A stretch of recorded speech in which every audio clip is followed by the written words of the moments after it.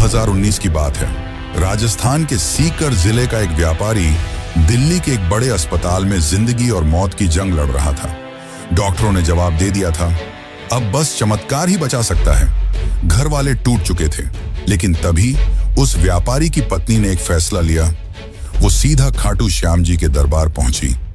आंखों में आंसू, हाथ में नारियल और दिल में एक ही संकल्प, हे श्याम बाबा, अगर मेरे पति को जीवन दान मिला तो मैं हर साल आपके दरबार में सेवा करूंगी। कहते हैं अगले ही दिन उस व्यक्ति की हालत में चमत्कारी सुधार हुआ।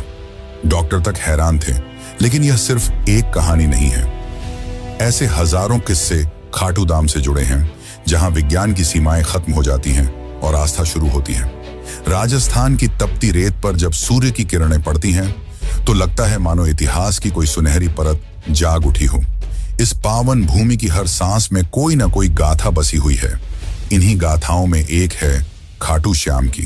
सीकर जिले में बसे इस मंदिर को लेकर केवल श्रद्धा ही नहीं, रहस्य भी जुड़ा है। कहते हैं यह मंदिर केवल एक पूजा स्थल नहीं, बल्कि एक ऐसी जीवित गाथा है जो आपको महाभारत काल से जोड़ती है। एक ऐसे योद्धा से मिलवाती है जो युद्ध में लड़ने नहीं, सिर कटाने आया था।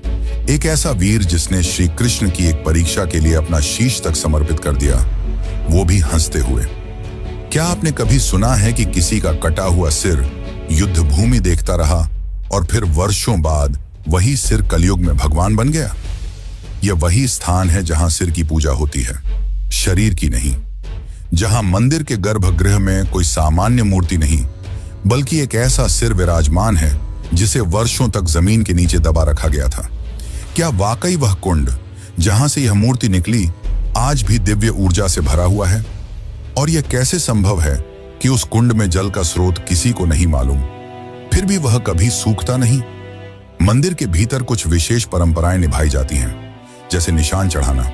लेकिन क्या आपने कभी सोचा है कि ये निशान केवल एक प्रतीक हैं, या फिर इनसे जुड़ी कोई ऊर्जा वाकई काम करती है? हजारों लोग दावा करते हैं कि उन्होंने खाटू श्याम से कुछ मांगा, निशान चढ़ाया और फिर वो चमत्कार हुआ जिसे वो खुद भी नहीं समझ सके। क्या ये केवल संयोग था या किसी अदृश्य शक्ति की कृपा?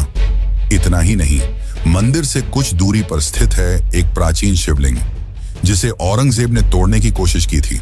लेकिन कहते हैं जैसे ही उसके सैनिकों ने उस पर वार किया, कुछ ऐसा